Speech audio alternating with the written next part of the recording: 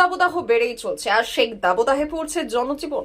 ইতিমধ্যেই আবহাওয়া দপ্তর আগামী 28-29 এপ্রিল তীব্র তাপমাত্রার হুঁশিয়ারিও দিয়েছে। এরই সঙ্গে সতর্ক ও সচেতন করেছে জনমানুষে, যাতে তারা কোনো রকম এই তীব্র দাবদাহে প্রয়োজনীয় কাজ ছাড়া না বেরোয়। অন্যদিকে এই তীব্র দাবদাহে একটু হাঁটতে গিয়ে জল কষ্টে ভুগছেন টোটো, অটো, ট্রাক, বাস সহ রিক্সা পুলার ভাইরা। গরমে হাঁপিয়ে উঠছে পথ চলতি মানুষ সহ ছাত্রছাত্রীরা। এবার তাদের পাশে দাঁড়ালো মেদিনীপুরের সাংবাদিকরা। এদিন মেদিনীপুর শহরের কলেজ সংলগ্ন পঞ্চুর চকে দীর্ঘদিন ধরে আড্ডা মারা সাংবাদিকরা তারা একটি জলসত্রের আয়োজন করেছিল। রীতিমতো টেবিল পেতে সেই জলসত্র থেকে শরবত বিতরণ করা হলো পথ চলতি মানুষদের উদ্দেশ্যে। রাস্তায় যাতায়াতকারী টোটো, অটো, ট্রাক, বাস সহ পথ চলতি মানুষদেরকে এই সুস্বাদু পানীয় তুলে দেওয়া হয়। শুধু এক গ্লাস খেয়েই নয়, অনেকে 3-4 গ্লাস খেয়ে তৃষ্ণার্ত নিবারণ করেন।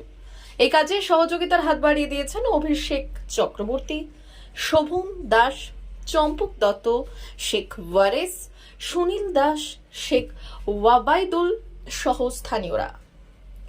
এদিন কয়েক ঘন্টায় প্রায় 1000 খানেকেই রঙিন ঠান্ডা শরবত তুলে দেওয়া হয় পথ চলতি মানুষদের। অনেকেই এই উদ্যোগে সাধুবাদ জানিয়েছেন এবং ছবিও তুলেছেন।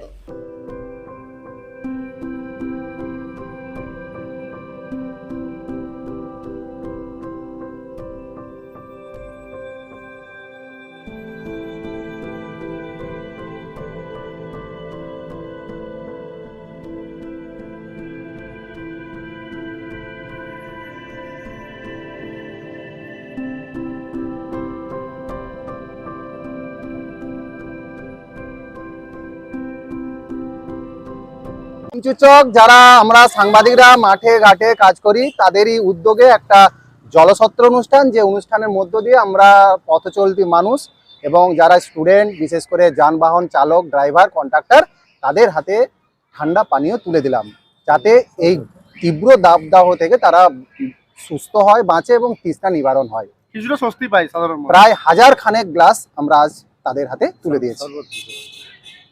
D news, Medinipur.